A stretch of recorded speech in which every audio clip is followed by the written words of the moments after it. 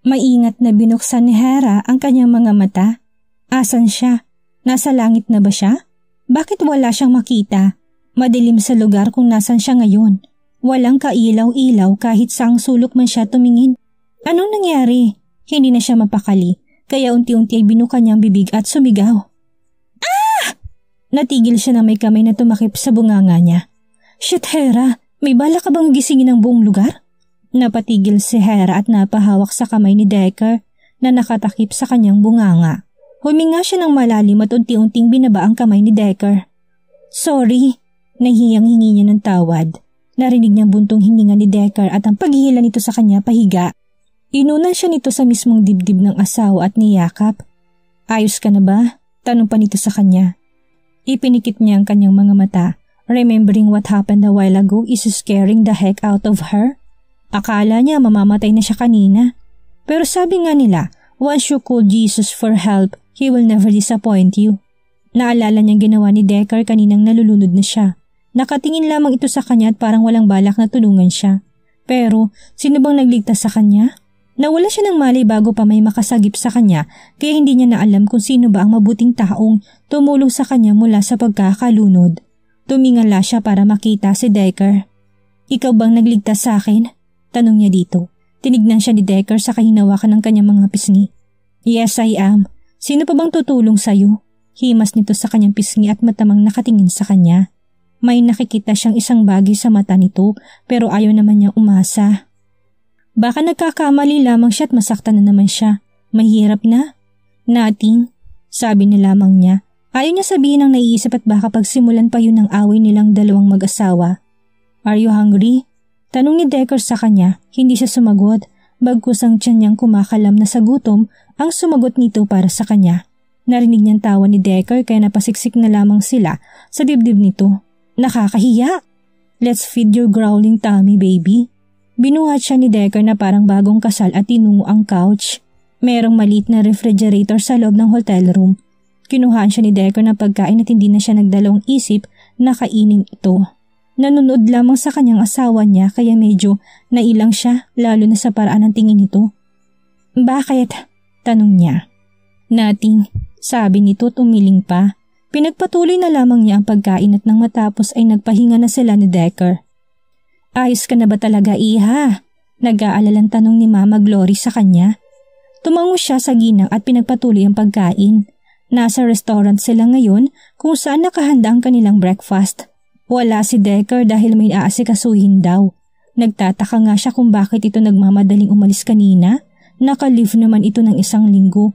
Kaya tsak nitong walang trabahong itatawag dito. Business is unpredictable, Hera. Sigaw ng utak niya. Kung sa bagay, iba nga naman ang takbo ng mundo ng negosyante. Where is Decker by the way? Tanong ulit ni Mama Glory. May pinuntahan lang po saglit, ma. Sabi niya. Okay. Sabi na lang ng ginang. Hindi na lamang siya umimik dahil wala siyang ganang makipagkwentuhan. Mabilis nang tinapos ang pagkain at napag-isipang maglakad-lakad muna. Habang naglalakad sa may tabing dagat ay napapansin niya ang mga couple na masayang naghahawak kamay, nag-uusap at lumalangoy. Kung sana maayos na maayos ang pagsasama nila ni Decker. Siguro sobrang saya nilang dalawa ngayon. Pero hindi Nagsimula ang pagsasama nila sa isang kamalian na kahit saang anggulo tignan ay siyang may kasalanan. Siya nga lang ba talaga? Gusto niyang isipin na may kasalanan din si Decker pero kung iisipin mabuti siyang punot dulo ng lahat ng ito. Kung hindi ba naman siya si Gaga na gustong maikasal sa taong mahal niya na hindi naman siya mahal? Bumuntong hininga na lamang siya at nagpatuloy sa paglalakad. Hi, miss! Napahinto siya sa paglalakad ng may lalaking humarang sa harapan niya. Kilala niya ito. Ito yung blonde na lalaking nakasabay niya sa may elevator nung nakaraan. Ano naman kayang kailangan ito sa kanya? It's me, sis. Pagtatama niya sa binata. Nginisahan lamang siya nito na para bang nagbibiro siya sa sinabi. Don't joke around. You cannot fool me. Nakakalokong ngiti na binigay nito sa kanya. Hindi ba siya nito naaalala? I'm not joking, mister. I am married. Sabi niya dito saka ipinakita pang wedding ring niya. Nakita niyang panghihinayang sa mukha nito bago siyang nginitian ng maayos. Okay then, I'm Miko Venavista. And you are? Pakilala nito sa kanya. I'm Mrs. Hera Rodriguez Ardiente. Nice meeting you. Sabi niya tinabot ang kamay nito nakalahad sa kanya. Mukha naman kasing mabait si Miko eh. Isa pa hindi naman siya snob. It was really nice meeting you. I have to go, Toddler Sarah. Sabi nito at tuluyan na umalis. Wala na siyang magawa at dumiretso na lamang sa kwarto nila ni Decker. Matutulog na lang siya. May hinang mga yapak ng taong palapit sa pwesto niya. Nararamdaman ni Hera ang unti-unting paglapit ng hindi niya kilalang tao. Dahan-dahan ang mga ito kung maglakad. Kinakabahan siya. May nakapasok sa kwarto nila na masasamang loob. Siniksik niya ang sarili sa kama at hindi nagsalita o gumawa man lang ng ingay. Baka sakaling isipin ng mga itong walang tao. Nakapikit lamang siya at nagsimulang magdasal. God, please help me. Sana po walang mangyaring masama sa akin dito. Ah! Napatili siya na bigla na lamang siyang buhati ng isang lalaking hindi niya kilala. Nagpupumiglas siya tinampas sa mga may hawak sa kanya. Let me go! Maawa kayo sa akin! Ah! Patuloy lamang siya sa paghampas at nagpupumiglas. Shit, napakaingay. Sigaw ng isang lalaki. Narinig niya ang tawa ng isa pang lalaki na akala mo'y nanonood lang ng isang comedy movie. Naiiyak na siya dahil nakikita na niya ang dagat. Itatapon ba siya ng mga ito? Isa-salvage? Ipapakain sa pating? Hindi pa siya handa. Maawa kayo sa akin. Ayoko pang mamatay, please. Matakot kayo kay God. Ba't pumatay ng tao? Ano ba kailangan niyo sa akin? Naiiyak na sabi niya. Virgin pa siya tapos mamamatay siya kaagad. Hindi pa nga siya minamahal na lalaking mahal niya. Tapos huli na lahat para sa kanila. Huwag niyo akong itapon sa dagat. Huwag niyo akong isalvage, please. Bibigyan ko kayo ng pera kahit magkano. Gusto ko pang mabuhay. Decker, help me! Sigaw lang siya ng sigaw pero wala namang nangyayari. Tumatawa lang ang dalawang lalaking ito. Ano nakakatawa? Papatayin na nga lang siya at lahat tinatawanan pa siya. Binaba siya ng mga ito sa isang lugar na mabuhangin. Ramdam na ramdam niya yun dahil sa nakayakap lang siya. Nakadras lang din siya at nilalamig na. Masyadong mahangin. Decker! Iyak lang siya ng iyak hanggang sa maramdaman niya ang paghawak sa kanya ng isang tao mula sa likod. Ah! Tili niya nang dahil sa gulat. Shh! Sabi ng boses at niyakap siya. This someone smells like Decker. Shit! Tiningala niya si Decker at tama nga siya. Stop crying baby, sabi nito sa kanya. Hinubad nitong coat na suot at pinatong sa kanyang mga balikat. Come here, aya nito. Namangha siya sa nakita dahil napakaganda. There's a candles form into heart shape na sa loob ay punong-puno ng red petals. Sa gitna noon ay isang lamesa na may pagkain at bulaklak. Is this for her? Napangiti siya, napakaganda. Sa bahaging ito sa beach resort ay napakaganda. May mga puno sa gilid na animoy Christmas tree sa mga kumikinang sa palamuti. Hawak ni Decker ang bewang niya. Inabot sa kanya ni Decker ang bulaklak at pinaghila pa siya ng upuan. Naiiyak siya. Ito bang pinagkakaabalahan ni Decker kanina? Gusto niya magtatalon sa tuwa at kilig. Hindi niya napigilan ang luhang nagsipagbagsakan mula sa kanyang mga mata. Tears of joy. Maya-maya ay nagsimula ng tumugtog ang isang violin na hindi niya napansin kanina. Tumayo si Decker at niladang kamay sa kanya. Can I have this dance, baby? Tanong pa nito. Ngumiti siya na napakatamis at inabot ang kamay nito. Yes, sabi niya. Nagsimula na silang magsayaw at sumabay sa tugtugin. Nagustuhan mo ba? He asked. No, hindi niya lang ito nagustuhan. Hindi niya lang ito nagustuhan dahil gustong-gusto niya ito. I love it, sagot niya. Hindi niya talaga mapigilan ang luha niya at patuloy pa rin bumabagsak. Why are you crying? Ikaw kasi, pinapaiyak mo ko. I thought they are going to kill me. Sumbat niya rito. I'm sorry for scaring you, baby. Hingi nito ng paumanin. Kung ganito din pala sana, sinama mo ko ng maayos, hindi yung pinapakaba mo pa ako. Akala ko mawawala ka na sa akin. She told him honestly. Sorry for that, but I want the surprise to be different. Sabi ni Decker sa kanya. Niyakap niya na lamang ito ng napakahigpit. His effort is making her fall deeply. He really loves Decker. I love you, Decker, sabi niya rito. Habang nagsasayaw ay kasabay ng pagbuhos ng pulang petals sa kanila. What a best night. It's been a month since that night happened. Umalis na din si Mama Glory pagkatapos ng bakasyon nila. Hindi natuloy ang isang buwan na pamamalagi sana nito sa bahay nila dahil sa tumawag ang asawa nito at pinapauwi na ang ginang. She find it sweet. Sa isang buwan ay maraming nagbago. Bumalik na sa dati sa Decker na hindi siya pinapansin o kinikibo man lang. Hindi man ito nag-uuwi ng babae gaya ng dati, alam naman niyang may kalaguyo ito sa labas. Kailan pa ba nawala ng babae si Decker? Nasasaktan siya ng dahil doon pero katulad din ng dati. Iniiyak na lamang niya ito ng patago. Kasalanan din naman niya dahil umasa siya sa pinapakita nito nung mga araw na nasa bakasyon pa sila. Nakalimutan niyang pagpapanggap lamang ito dahil naroon ang ina ng asawa. Pero masakit pa rin. Akala niya magkakaroon sila ng pag-asa dahil ramdam niyang meron. Pero kailan pa ba naging tama ang nararamdaman niya? Wala naman, di ba? Noong akala niya magiging masaya sila ni Decker kapag nangyari ang kasalan, wala ding nangyari. It's just her thought, her imaginations. Lahat ng yun walang natupad. Umasa na naman siya sa wala. Nahulog na naman siya nang walang sumasalo sa kanya. Nakapaghanda na siya ng almusal at hinihintay ang pagbaba ni Decker. Masaya siya ngayon kahit na wala namang dahilan para sumay siya dahil sa nangyayari sa kanyang mag-asawa. Nang makarinig ng yapak ay dali niya itong sinalubong ng may magagandang ngiti sa labi. "Good morning, Decker. Breakfast is ready," sabi niya sa masayang tono. Hindi mo na siya nito binati o nginitian man lang. Diretso lang ito nagtungo sa may dining area at umupo. Sinabayan na niya din itong kumain. Tatanungin ba niya? Nahihiya siya. Hindi niya alam kung paano magsisimula. Sige, tatanungin na niya. Wala namang mawawala, di ba? "Decker, may gagawin ka ba mamayang gabi?" Tanong niya dito. Tiningnan lamang siya nito at binalik ang atensyon sa pagkain. Akala niya hindi na ito magsasalita dahil may 3 minuto na din ang lumipas. "Maaga akong uuwi mamaya. Bakit?" Nilingon niya ito sa gulat na sumagot ito sa kanya. After a month of being cold, ngayon lang ulit ito kumibos sa kanya. Napangiti siya. Siguro magiging masayang araw na ito. "Yang ka na naman, aasa ka ulit," sigaw ng pesting isang bahagi ng utak niya. "Magluluto ako ng paborito mo, dinner tayo kahit dito lang." Aya niya dito. Nakita niyang pagtango ni Decker kaya mas lalong lumawak ang kanyang ngiti. "Mag-grocery ako mamaya, ayos lang ba?" Tanong na naman niya dito. Hindi na siya nito sinagot. Ayos lang, magdi-dinner naman sila.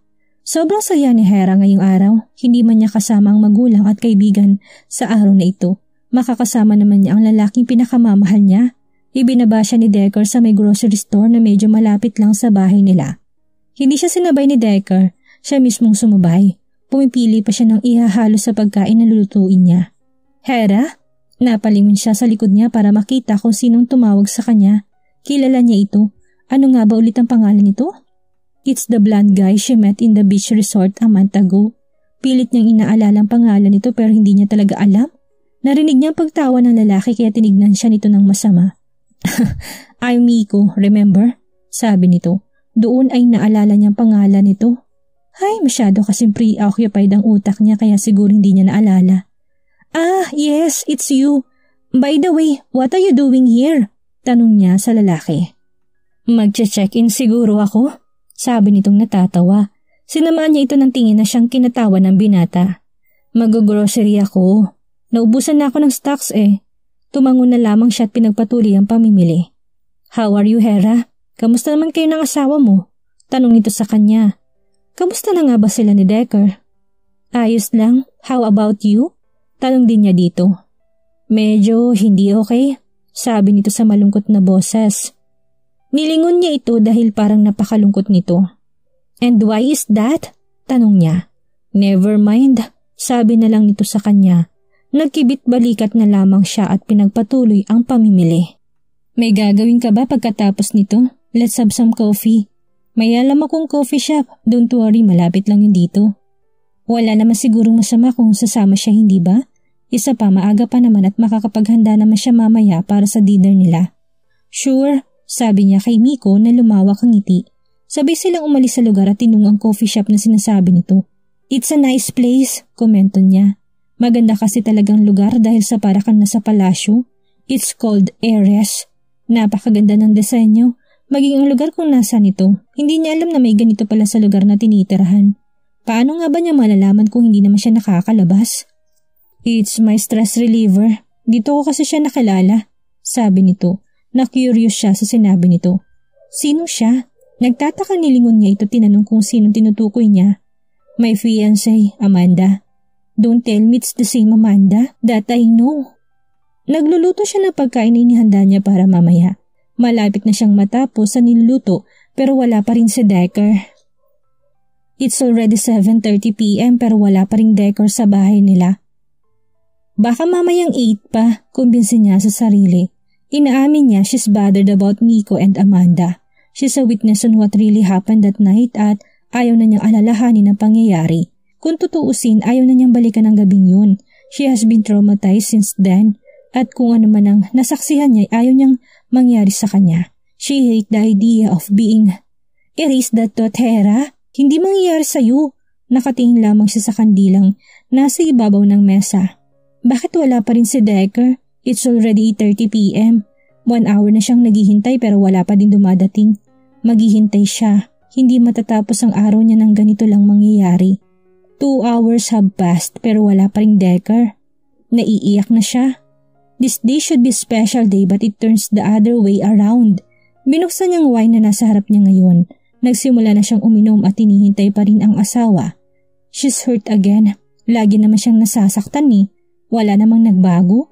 Lagi namang ganito. Lagi siyang sinasaktan at pinapaasa ni Decker. Kailan ba siya matututo? Kailan ba siya masasanay? Nakakapagod ng ganito. Pero mahal niyang asawa. Gusto din naman niyang sumaya pero bakit parang ayaw ng tadhana? Pinanganak ba talaga siyang maging loner? Yung umiiyak? Life is so unfair. Bakit hindi man siya pagbigyan sa gusto niya kahit ngayong araw lang? Siguro kung nasa pamilya niya pa rin siya, this day would be so perfect. Naka-receive siya ng maraming texts and calls galing sa pamilya pero yung taong gusto niya makaalala sa araw na ito, hindi man na siya nagawang batiin. Hindi nga rin ata nito alam na special ang araw na ito. Hindi niya napansin ang pagkakaubos ng wine sa harap niya. Wala pa rin si Decker. Tapos na rin ang araw na special sana sa kanya. Happy birthday, Hera! Happy birthday! Sabi niya sa sarili habang patuloy na umiiyak. Heto na naman siya, naglalabas ng luhang kanina pa niya kinikimkim. Sobrang sakit na talaga na nararamdaman niya. Ayaw na niyang masaktan pero patuloy pa rin ang nararamdaman niya. Sana bukas mawala na ang sakit. Kasi kung patuloy niya pa itong mararamdaman, alam niya sa sariling mapapagod na siya ng tuluyan. Pagod na siyang umiyak, pagod na siyang masaktan, at lalong pagod na siyang magmahal. Masakit ang ulo ni Hera nang magising siya kinabukasan. Masakit na ang puso niya, masakit pang ulo niya. Ano pa bang susunod? Kailan pa siya hindi masasaktan? Tinignan niyang orasan sa tabi ng kama niya. 10:30 a.m. na pala. Masarap sigurong tulog niya. Kung hindi ba naman kasi siya si Gaga na nagpakalasing kagabi. Pumasok siya sa banyo at ginawa ang mga bagay na ginagawa niya. Tumingin sa salamin at halos manlumos sa nakitang itsura niya. Hindi itong Herang kilala niya. Ang tunay na Hera, maayos sa sarili, maganda, maayos ang pananamit at may class. Hindi katulad ng Herang nakikita niya. This is not her. Not really? Mukha na nga siyang basahan sa paningin, paano pa kaya sa mata ng iba? She look at herself. She'll bring back the true Hera. Lumabas siya ng kwarto na nakaayos. Suit niyang red dress niya na 2 inches above the knee. Black as stilettos and she put light makeup on her face. Habang pababa ng hagdan ay nakatanggap siya ng mensahe. She opened it. From Amir. Meet me at the Calbs, 12 noon. Yan ang naka-attach na message. Pupunta siya, wala namang pakialam si Decker sa kanya, hindi ba? Ngayon, pagbibigyan naman niyang sumayang sarili niya. Pumunta siya sa Calbs ng 11:30 at tamang-tama namang nakarating siya ng 12 doon. Hinanap niya ang kinauupuan ni Amir. Nakaupo ito sa lugar kung saan hindi masyadong matao. Napatayo agad si Amir na makita siya. Sinalubong pa siya nito, hinalikan siya nito sa pisngi at ngumiti lang din siya. Pinaghihila siya nito ng upuan. Thank you, sabi niya. Inabot ni Amir sa kanyang isang bukay ng bulaklak. For you. Thank you. Pagkatapos nilang mag-order ay umalis na din ng waitress. I know what happened yesterday, Hera. Kailan ka ba matututo? Sabi nito sa kanya. More on, sinesermonan pa siya. Yumuko siya dahil alam niyang anumang oras ay tutulo ng luha niya. Hera, ano ba kasing meron siya? Tanong pa nito sa kanya. Umiling-iling siya. Hindi niya alam kung anong meron sa Decker kung bakit hindi niya ito magawang iwanan. Ang alam niya lang, mahal niya ito. Mahal na mahal. Hindi ko alam, Amir. Alam ko lang, mahal ko siya. Sabi niya kasabay ng pagpatak ng luha niya. Sa lahat ng tao, isa si Amir sa tinatakbuhan niya tuwing nagkakaproblema siya. Dito siya umiiyak at naglalabas ng sama ng loob. Leila Cristel is her best friend, yes, but Amir is like a brother for him. A brother that will take good care to his sister, a brother that will protect her. Bakit siya pa kasi, Hera? Tanong nito sa kanya. Ramdam niyang pait at sakit sa boses nito. Gusto niyang humingi ng tawad dahil doon. She knows that she's the reason why he is feeling that way. Kung natuturuan lang sana ang puso, kung marunong lang sana makinig ang puso, siguro si Amir ang pipiliin niyang mahalin. Pero hindi kailan hindi magagawang turuan ng taong puso kahit pa ito'y parte ng sistema natin. May sariling pag-iisip din atang puso dahil sa ito mismo ang pumipili sa taong tunay nating mamahalin. Wala namang pakialam ito kung masasaktan ba o sasaya tayo sa tinitibok nito as long as nagmamahal tayo. I don't, Amir. I'm sorry I can't love you back the way you do. But believe me if I say I love you. Hindi na nga lang bilang lalaki ko, hindi bilang kuya. I am really sorry. Patuloy naman ang pagbagsak ng luha niya habang sinasabi yon. Hindi naman kasi siya napapagod sa kakaiyak eh. Yun lang naman kasi ang kaya niyang gawin sa ngayon. Nilapitan siya ni Amir sa kaniyakap. Shh, it's okay Hera. Kung saan ka masaya, susuportahan kita. Pero Hera, sa nakikita ko, nasasaktan ka lang. Huli na to Hera. Kung iiyak ka na naman dahil sa gago mong asawa, wala na akong magagawa. Kukunin kita sa kanya. Magalit ka man sa akin pero hindi ko hayaang masaktan ka ng ganyan. Sabi nito at tinalikan pa siya sa ulo. Paano na lang kung walang Amir sa buhay niya? Sa ilang taong pagsasama nila bilang magkapatid o kaibigan, pinagpapasalamat niya yun sa Diyos. He'd been so good to her. Hindi nito hinahayaan na masaktan sila ni Leila. Makasakit man ito'y wala itong pakialam basta wag lang kaming masaktan. Mahal na mahal ko kasi siya pero ang sakit-sakit na. Masakit na dito sa dibdib ko. Sumbong niya dito. Hera, kung hindi ka masasaktan, ibig sabihin hindi mo rin siya mahal. Kakambal na pagmamahal ang masaktan. Ganun din ang pag-iyak sa kasiyahan. Minsan ka nang sumugal, ngayon wag mo nang itaya pa ulit ang kasiyahan mo. Hayaan mo munang sumaya sarili mo. Mahalin mo muna ang sarili mo bagong ibang tao.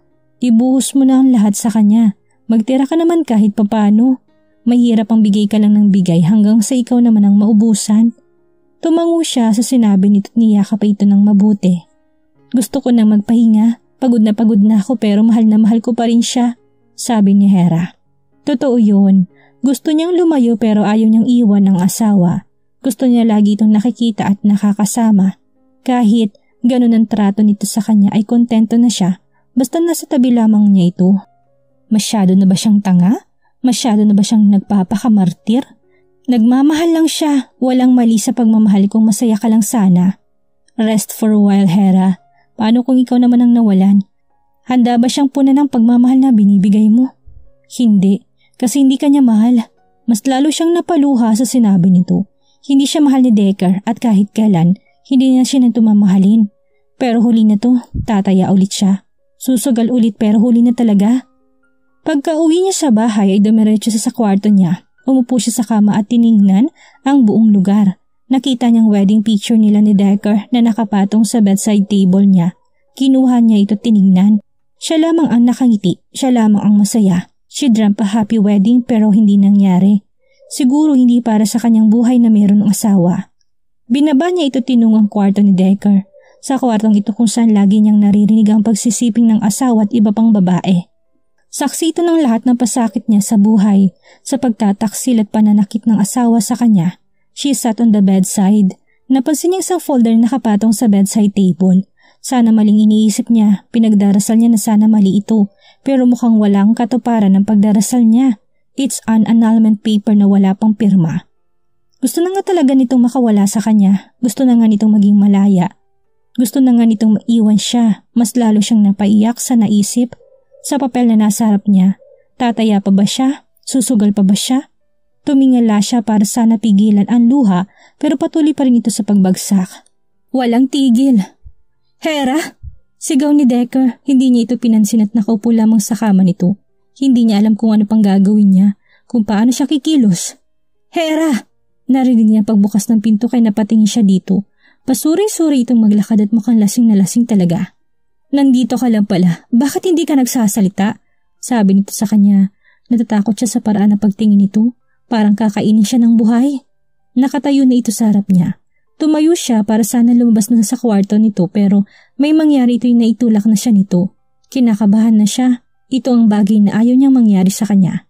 Huwag kang pumalag. Alam ko namang gusto mo rin eh. Ilan na ba kaming nakapasok dyan ha? Nakangising sabi nito. Nagsimula na itong maghubad sa harap niya.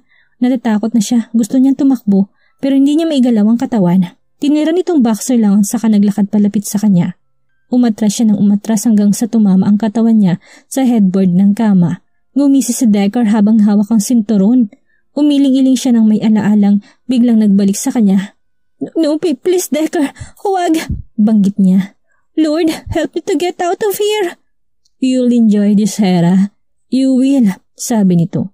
Hindi ito si Decker. Alam niyang masama si Decker sa kanya pero hindi nito magagawang bagay na ito sa kanya.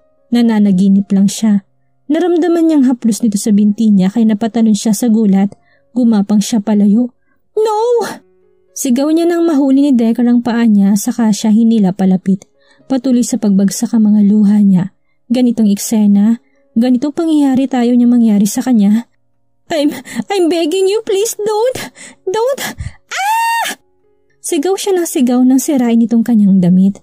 Nanginginig na siya sa takot at kaba. Pumatong ito sa kanya at pinilit siyang halikan.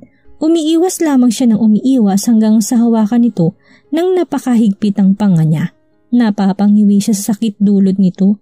He is kissing her roughly na akala mo'y nilalamo na nito ang bibig niya. Sinubukan niya itong itulak pero walang nangyari. Gusto na niyang makawala. Ayaw niya ng ganito. No! Sabi niya at buong puwersa itong itinulak. Nagawa niya itong itulak at dumapong palad niya sa pisngi ni Decker. Galit na tinignan siya nito sa binigay na mag-asawang sampal.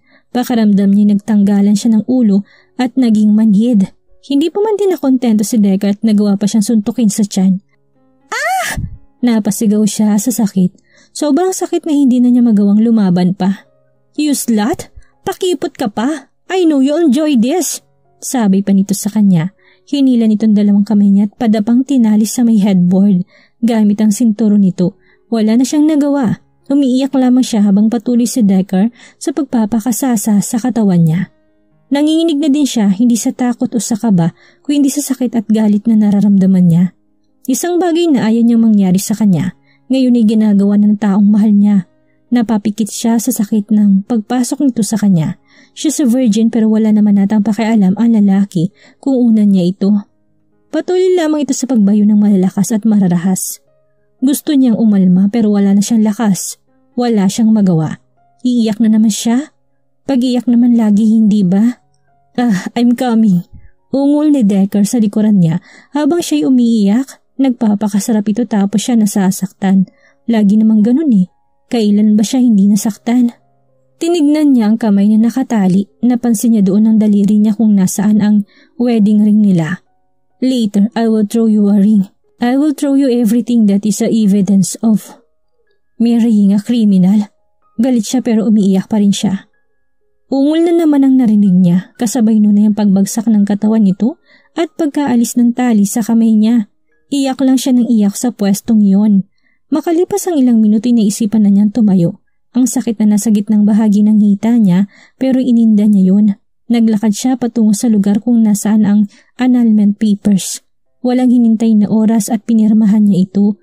Kahit pa nanginginig ang mga kamay niya, she pulled off her wedding ring and threw it at the open window.